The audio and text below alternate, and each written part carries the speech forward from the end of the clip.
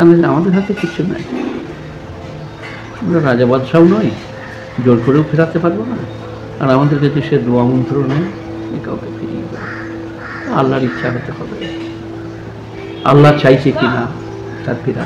এই যে শামসু কুওয়ারাত ওয়া ইযা নুজুমু কাদারাত ওয়া ইযা জিবালু সুয়িরাত ওয়াশ শামসু ওয়া দুহাহা ওয়াল কমারি ইযা তালাহা ওয়ান নাহারি ইযা জাল্লাহা ওয়াল লাইলি ইযা ইয়াগশাহা ওয়াস সামাই ওয়া মা বানাহা ওয়াল আরদি ওয়া মা তাহাহা। সব আমাদের তৈরি নিজেদের স্বার্থের জন্য, দলবল ঠিক রাখার জন্য, মারামারি কাটাকাটি হানাহানি ইত্যাদি। যে আপনি একটা কথা খুব প্রচলিতভাবে বলতেন, সব জায়গায় বলতেন এবং মানুষের কাছে সেটা একদম স্প্রেড করে গেছে, বিয়ে দিয়ে দেবো কেঁদে মরে যাবি। এটা আপনি কত বছর আগে থেকে আপনি বলেন? বলছি যে বছর 10। বছর 10?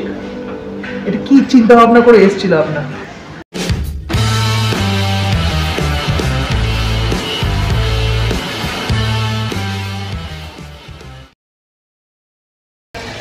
নমস্কার, রোল ক্যামেরা টকে আপনাদের সকলকে স্বাগত জানাই। আমি আপনাদের হোস্ট সুমন।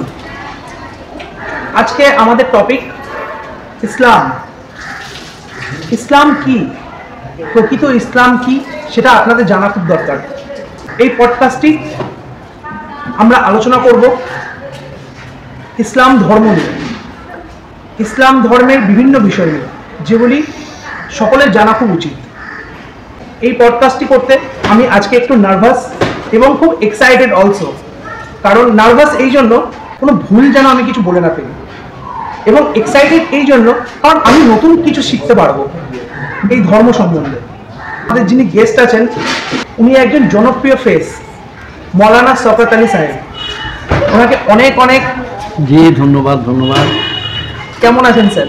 জি খুব ভালো, খুব ভালো। মহরম সম্বন্ধে আমরা কিছু বিষয় জানতে চাই। যে মহরমের সময় আমরা অনেক জায়গায় দেখি যেখানে হয়তো তারা রক্তপাত করে, বা কোনো জায়গায় হয়তো ডিজে গানও লাগায়, কোনো জায়গায় হয়তো অনুষ্ঠানও চলে। কতটা সঠিক সেটা? ইসলামে নাই ওইসব। তো ইসলামে মহরমের মাসের কথা কোরআন পাকে আছে। মহরম প্রথম মাস। মহরমে কেউ চাইলে রোজা রাখতে পারবে, কেউ চাইলে 2 রাকাত নামাজ পড়তে পারবে, দান খয়রাত করতে পারবে। আর কিচ্ছু মহরমে নাই। সব আমাদের তৈরি নিজেদের স্বার্থের জন্য, দলবল ঠিক রাখার জন্য, মারামারি কাটাকাটি হানাহানি ইত্যাদি। 2 রাকাত 4 রাকাত নফল নামাজ, দান খয়রাত আর রোজা। দান করাটা জরুরি, জরুরি একটা না। আচ্ছা, মহরমটাই তো জরুরি না। মহরমের আসল হচ্ছে রোজা রাখা, দান খয়রাত করতে পারলে ভালো। আর কিছু নাই মহরম। তাহলে মহরম কিভাবে করা উচিত আপনার মতে? মহরম কড়াকড়ি আমাদের নাই।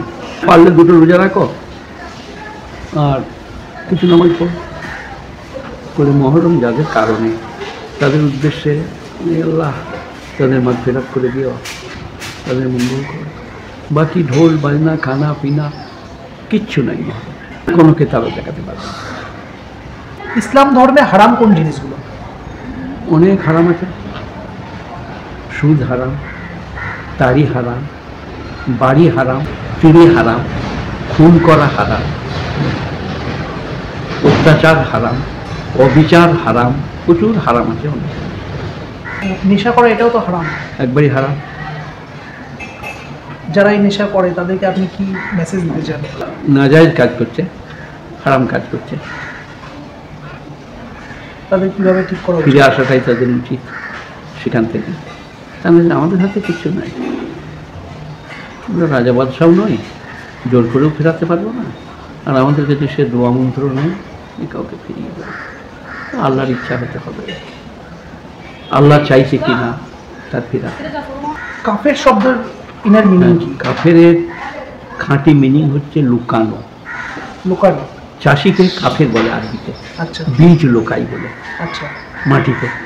ওই কাফের আল্লাহকে লুকাচ্ছে, হৃদয়ে আছে কিন্তু লুকাচ্ছে, তাই কাফেরকে কাফের বলে। কাফেরটাকে অন্যরকম ভাবে এক্সপ্লেন বললে হবে না। কাফের মানে লুকানো, আল্লাহকে লুকাচ্ছে। আল্লাহ তো আছেই, তা নাহলে হাট চলবে না। তো ওই সেইখানে ওদিকে কাফের বলে। কাফেরের আসল কাফের হচ্ছে চাষি, ফার্মার, চাষ, কারণ ওরা বীজ লুকায় মাটিতে। আচ্ছা, আরবিতে কাফের বলা হয় চাষি। আর এই যে কাফের, তাদের হৃদয়ে আল্লাহকে লুকাচ্ছে। মুশরিক কাকে বলে? মুশরিক কাকে বলে? আল্লাহর সঙ্গে যারা শরীক করে, আচ্ছা, যে এই গাছটাও আল্লাহ, এই পাথরটাও আল্লাহ, এই সাগরটাও আল্লাহ, মানে এদের কাছেও লাভ লোকসান আছে, বাস সে হলো মুশরিক। কোরআন শরীফকে আপনি কিভাবে এক্সপ্লেন করবেন সব ধর্মের লোকেদের বোঝার জন্য? কোরআন শরীফের মতো আপনি পড়ুন, আপনার তকদিরে ওর ইচ্ছা থাকলে কোরআন শরীফ আপনাকে রাস্তা দেবে, বুদ্ধি দেবে, ঈমান দেবে, জীবন্ত কেতাব। যেখানটা পড়বেন, যেমন মাইকেল মধুসূদন দত্তের ছন্দ আকারের পুত্র, সব 14 অক্ষর, কিন্তু কোরআন কেউ দেখেনি।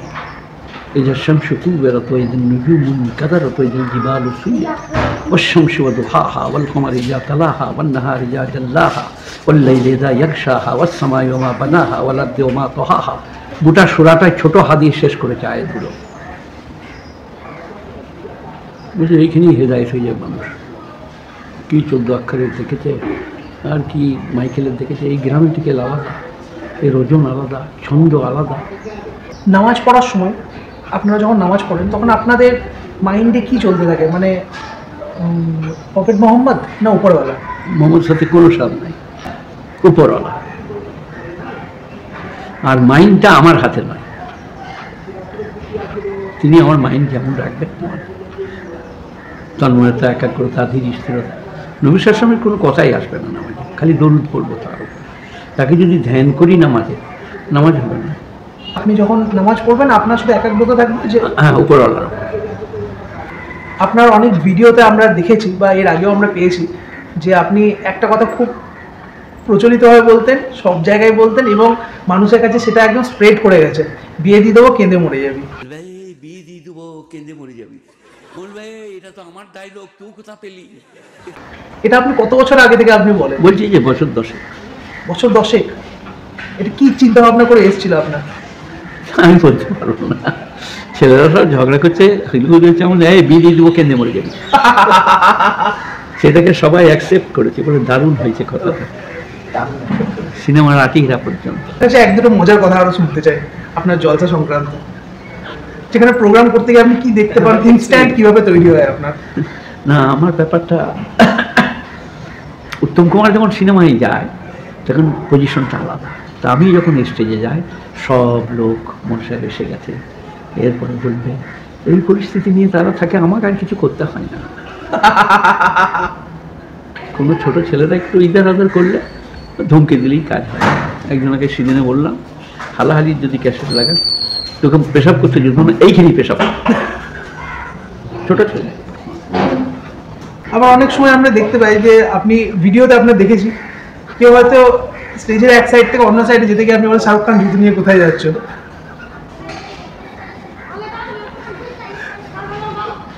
আপনার এক দুটো ঘটনা আরো একটু জানতে চাই এই জলসা সংক্রান্ত। জানার কিছু নাই, আমার সামনে দিয়ে পেরুলে একটা অপরাধ। আমি বক্তব্য রাখছি তো কোরআন হাদিসে, সামনে দিয়ে পেরোয় না, ওইদিকে এসো, নাহলে ওইদিকে যাও, এই সামনে পেরিও না, এইটা বলতে চাই আর কি। এটা অপরাধ, কোরআন হাদিস হচ্ছে বলে। আমি আব্দুল করিমের ছেলে, সারা বিবির বেটা, আমার সামনে দিয়ে পেরোলে কার কোনো অপরাধ নাই।